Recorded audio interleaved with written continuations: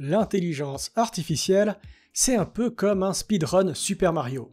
Chaque semaine, de nouveaux modèles apparaissent, plus rapides et plus intelligents. Enfin, ça dépend de votre définition de l'intelligence.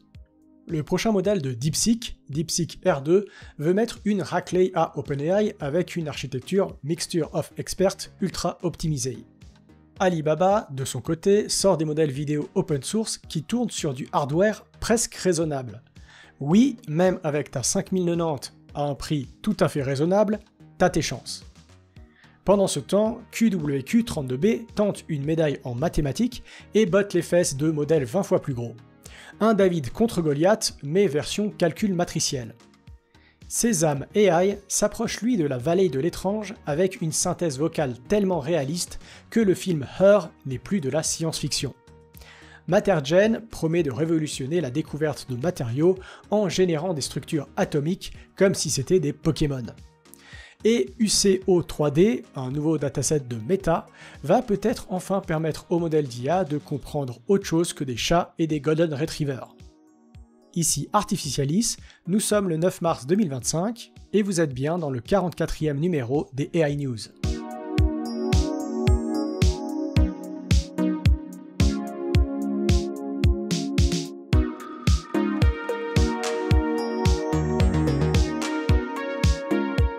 Pour commencer cet épisode, plongeons d'abord dans l'univers des LLM avec DeepSeek et son nouveau modèle R2 dont la publication serait prévue pour le mois de mai. DeepSeek est en train de réorganiser le monde de l'IA avec ses modèles. Leur modèle précédent, le R1, a déjà fait le buzz au début de l'année en montrant qu'il était possible de réduire les coûts d'entraînement jusqu'à 90% par rapport à des géants comme OpenAI et Google, tout en maintenant des performances compétitives. Leur prochain modèle, R2, intégrerait des capacités de raisonnement dans plusieurs langues. L'architecture de type Mixture of Experts, déjà utilisée dans R1, permet d'optimiser les performances sans exiger un matériel complémentaire, réduisant ainsi la consommation d'énergie et les coûts. Le Mixture of Experts divise un modèle en plusieurs parties dédiées à une expertise et active seulement la partie pertinente lors d'une requête, contrairement au modèle classique qui utilise la totalité du modèle. Le Multi-Head Latent Attention, MLA, permet à un modèle de traiter différents aspects d'une information de manière simultanée, l'aidant à détecter des détails clés de manière plus efficace. Avec le modèle R2, DeepSeek veut rivaliser avec les modèles d'OpenAI en termes de génération de code et de résolution de problèmes mathématiques. Cette évolution ne se limite pas aux seuls aspects techniques, les implications géopolitiques sont significatives, étant donné les restrictions croissantes imposées par les États-Unis sur l'exportation de GPU vers la Chine. DeepSeek, en contournant ces contraintes, démontre une résilience qui pourrait redessiner l'équilibre de puissance dans le domaine de l'intelligence artificielle. Mais la vraie opposition ne se situe pas principalement entre la Chine et les États-Unis, mais plutôt entre les modèles libres et fermés. Les modèles open source se multiplient, entrant en concurrence directe avec les modèles fermés. Avec R1 et R2, nous voyons apparaître des LLM open source orientés raisonnement, puissants et accessibles. Cette dynamique compétitive entre modèles ouverts et fermés pousse de nouveaux acteurs à innover pour s'imposer sur le marché de l'intelligence artificielle. Après OpenAI, DeepSeek, Anthropic et Mistral, c'est désormais Alibaba qui fait une entrée remarquée avec QWQ32B.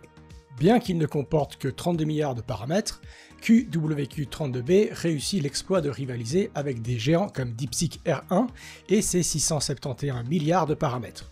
La clé de cette prouesse réside dans l'utilisation astucieuse de l'apprentissage par renforcement pour affiner ses capacités de raisonnement par essai et erreur. La majorité des modèles de langage apprennent en anticipant le mot suivant dans une phrase à partir de vastes ensembles de données textuelles. Bien que cette approche permette d'obtenir une bonne fluidité dans la génération de texte, elle ne les dote pas forcément de compétences en résolution de problèmes. L'apprentissage par renforcement change la donne en introduisant un mécanisme de retour d'information. Plutôt que de se limiter à produire du texte, le modèle reçoit des récompenses lorsqu'il trouve une réponse correcte ou suit une démarche de raisonnement appropriée. Progressivement, cette méthode améliore sa capacité à aborder des problèmes complexes comme les mathématiques, la programmation ou le raisonnement logique. QWQ32B pousse cette idée encore plus loin en intégrant des capacités d'agent, lui permettant d'adapter son raisonnement en fonction des interactions avec son environnement. Plutôt que de simplement mémoriser des schémas, il peut utiliser des outils, vérifier ses résultats et ajuster ses réponses en temps réel. Ces améliorations le rendent plus fiable pour des tâches de raisonnement structuré où la simple prédiction de mots s'avère insuffisante. Les résultats sont impressionnants puisqu'en benchmark, comme le test mathématique AIME24, QWQ32B rivalise avec DeepSeek R1. En matière de raisonnement fonctionnel, il surpasse même DeepSeek R1, comme le montrent les résultats sur le benchmark IF-Eval. QWQ32B s'illustre dans des tâches aussi variées que le codage et même le raisonnement agentique. L'un des atouts majeurs de ce modèle est son accessibilité. QWQ32B est entièrement open source et disponible sur des plateformes comme Hugging Face et Modelscope sous licence Apache 2. L'open source ne se limite pas au modèle de langage, il s'étend aussi à l'IA vocale où l'innovation progresse à grands pas, comme l'illustre le projet Sésame. Ce modèle, développé par une startup, génère des voix synthétiques presque indiscernables d'une voix humaine. En s'éloignant des synthétiseurs vocaux traditionnels, Sésame intègre deux modèles basés sur l'architecture Llama de Meta pour créer une synthèse vocale réaliste. Avec un seul mot d'ordre, traverser la vallée de l'étrange, où les échanges avec des systèmes d'IA vocale deviennent si réalistes qu'ils frôlent le véritable humain au risque d'un certain malaise. D'un point de vue technique, Sésame combine un back-end et un décodeur transformer multimodal pour traiter à la fois le texte et l'audio et qui va analyser les caractéristiques sémantiques et acoustiques de la voix. Grâce à un entraînement rigoureux sur 1 million d'heures d'enregistrement audio en anglais, la version avec 8,3 milliards de paramètres se distingue particulièrement. Ainsi, les tests montrent que les rendus vocaux sont souvent préférés aux voix synthétiques traditionnelles, bien que encore surpassés par les enregistrements humains dans des contextes conversationnels. La capacité de répondre aux émotions humaines est un atout majeur de Sésame, le système pouvant capter et s'ajuster aux nuances émotionnelles de ses interlocuteurs. Ce degré de personnalisation ouvre la voie à des applications potentiellement variées, des jeux vidéo aux interfaces conversationnelles. Cependant, des préoccupations concernant la sécurité émergent, notamment le risque d'utilisation pour du phishing. Sésame prévoit de rendre certains aspects de son code et de son modèle open source sous licence Apache 2, ouvrant la voie à des améliorations collaboratives et une expansion linguistique ambitieuse vers plus de 20 langues. Vous pouvez d'ores et déjà l'essayer et vous faire votre propre opinion. Hey, welcome back. Did we finish up our train of thought from before? No, but you know, I have a YouTube channel about artificial intelligence. I just want to know, what do you want to say to our viewers? Oh, the viewers. Well, hi everyone. Don't be scared. I don't bite much. Honestly, I'm just happy to be included. Think of me as your friendly neighborhood AI, here to make you think, laugh, maybe even question everything you thought you knew about, well, everything. What do you say we have some fun with this? Okay, that was good. See you? Later, Gator. Don't be a stranger. Mais un point essentiel, sommes-nous vraiment prêts pour des modèles d'IA capables de simuler aussi fidèlement les interactions humaines? Les possibilités sont vastes, mais s'accompagnent de responsabilités éthiques essentielles pour prévenir des dérives potentielles. Cette question éthique s'étend bien au-delà de l'IA vocale et touche à tous les domaines où l'IA repousse les limites du possible. Prenons comme exemple MetaGen, un modèle génératif développé par Microsoft Research, qui promet de transformer la découverte et la conception de matériaux. La découverte de nouveaux matériaux est une pierre angulaire des technologies modernes. Travaillant sur les matériaux inorganiques, MaterGen se distingue par l'utilisation d'un modèle de diffusion qui prédit conjointement les positions, les éléments et la périodicité des cellules unitaires des matériaux. Ce modèle s'inspire des techniques utilisées en génération d'images, mais appliquées ici à l'échelle atomique. Traditionnellement, la découverte de nouveaux matériaux nécessitait un long processus de recherche empirique, puis de filtrage selon une liste de contraintes prédéfinies. Cependant, avec MaterGen, on adopte une approche différente et plus efficace, la génération directe de nouveaux matériaux à partir de ces exigences. En utilisant un modèle de diffusion, MaterGen génère des matériaux stables et diversifiés, élargissant considérablement l'espace des matériaux connus. MaterGen a été entraîné sur une vaste base de données comprenant plus de 600 000 matériaux stables provenant de collections comme le Materials Project. L'un des points forts de MatterGen est sa capacité à générer des matériaux basés sur des contraintes de propriétés spécifiques grâce à sa capacité de génération conditionnelle. Par exemple, il est capable de générer des structures dans le système chimique oxygène-strontium-vanadium présentant une énergie plus basse que celle identifiée par d'autres méthodes, prouvant ainsi leur stabilité. Il est pertinent de noter que MatterGen, tout en promettant des avancées significatives, reste limité par le nombre d'atomes qu'il peut générer ainsi que par l'exclusion de certains éléments du tableau périodique, tels que les gaz nobles et les éléments radioactifs. De plus, bien que les matériaux générés soient prometteurs, leur validation expérimentale en laboratoire reste nécessaire pour confirmer cette approche. En termes de philosophie, MatterGen se range là aussi du côté de l'open source, avec un code source disponible sous licence MIT, renforçant l'engagement pour la transparence et l'innovation collaborative dans la communauté scientifique. Les chercheurs peuvent ainsi exploiter cette technologie pour conduire leurs propres expériences, contribuant à l'essor de la discipline. L'open source ne cesse donc de gagner du terrain, favorisant une recherche plus accessible et collaborative, que ce soit dans la découverte de matériaux ou dans d'autres domaines émergents de l'IA. Justement, dans l'univers fascinant de l'intelligence artificielle appliquée à la 3D, un nouveau jeu de données a été publié, Uncommon Object in 3D ou UCO3D. Ce dataset, fruit des recherches de Meta AI, se démarque non seulement par sa taille impressionnante, mais aussi par sa diversité. En effet, il propose une vaste collection de vidéos en haute résolution avec des annotations en 3D, offrant une couverture à 360 degrés des objets. UCO3D couvre plus de 1000 catégories d'objets, ce qui le place bien au-dessus des standards déjà en place comme MV ImageNet et CO3D V2. Ce qui est particulièrement intéressant, c'est l'intégration de la technique de Gaussian splatting qui permet de reconstruire des scènes en 3D, accompagnées de légendes contextuelles pour chaque objet. Avec ses 170 000 vidéos, le dataset organise les objets en 50 catégories principales.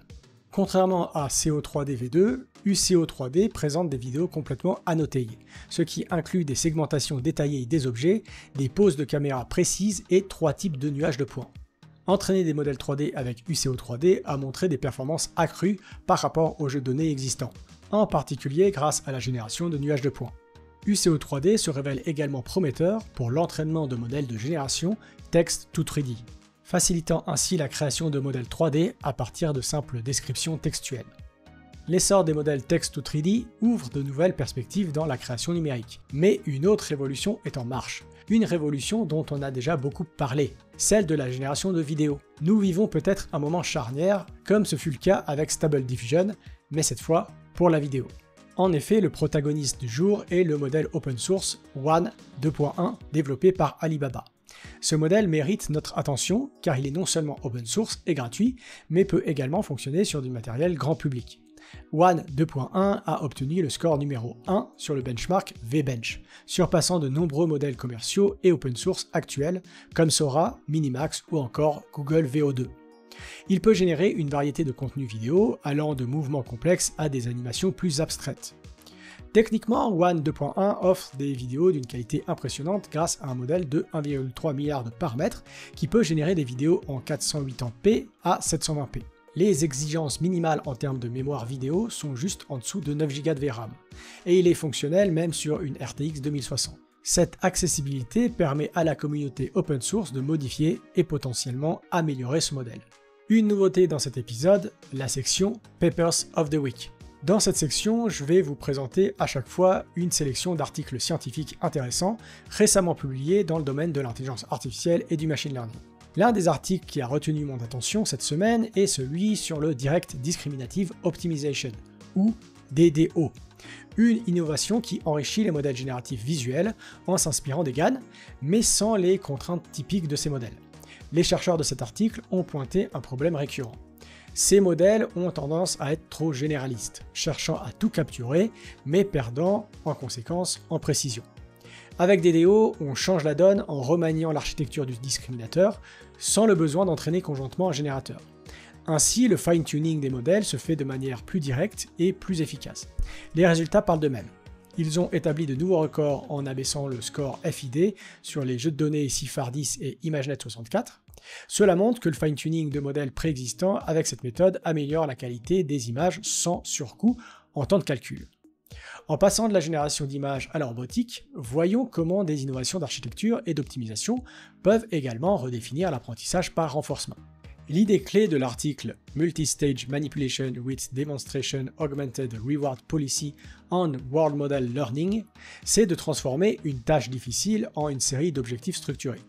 L'algorithme développé, Demo3, intègre un modèle d'apprentissage qui combine des démonstrations spécifiques qui permettent d'apprendre une politique cohérente, un modèle du monde, ou World Model, et un système de récompense efficace. Tout ça dans un même pipeline d'apprentissage.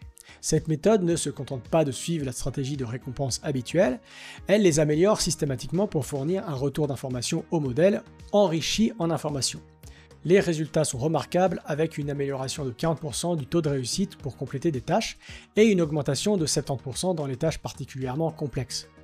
En optimisant l'utilisation des données et en minimisant le besoin d'avoir un grand nombre de démonstrations, cette méthode représente un bond en avant pour la robotique dans des environnements imprévisibles. Et voilà, c'est tout pour aujourd'hui. N'oubliez pas de rester curieux, de continuer à explorer ces nouvelles frontières technologiques et surtout d'exercer votre esprit critique face à ces outils. En attendant, moi je vous dis à très bientôt pour un nouvel épisode des AI News. Prenez soin de vous, c'était Artificialis. Ciao.